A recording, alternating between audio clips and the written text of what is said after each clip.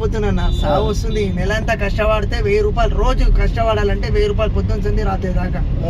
అలాంటిది మస్తు బాధ అనిపిస్తుంది.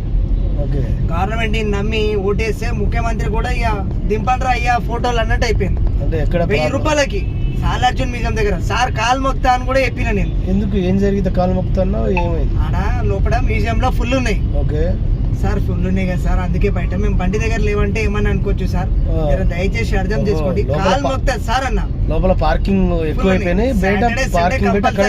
మ్యూజియం కి వచ్చారు ఆడ ప్రతి ఒక్కరికి తెలుసాడు. హైదరాబాద్ లో పార్కింగ్ ఏడింది చార్మినార్ లో పార్కింగ్ దొరకడమే కష్టం. అలాంటిది సార్ దండం పెడతా సార్ కాలు మొక్తా అని ఎంబడి దాకా పోయినా. Salarjung museum starting Salarjung museum ఏడైతే ఎంటర్ అవుతామో స్టార్టింగ్ గేట్ కాడికి మెయిన్ రోడ్ దాకా ఎంబడబడ్డా సార్ సార్ సార్ సార్ అని. సరే కాలు మొక్తానక సరే తీస్తాను. నిన్న మెసేజ్ ఓపెన్ చేసే సార్కి 1000 రూపాయలు ఫైన్ పడ్డదా? ఫైన్ పడ్డది 1000 రూపాయలు.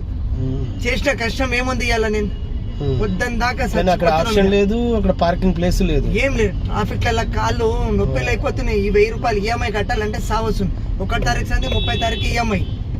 మళ్ళీ ఈ పోలీసులకు బాధ. ఏం చెప్పాలి?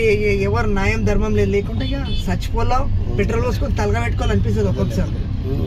ఏం చేయలేము, ఎవరు న్యాయం ధర్మం లేదు. ఇక మేము మంచుకున్నామా లేదా అన్నది వేరేడు ఏమైపోతే నాకిందని.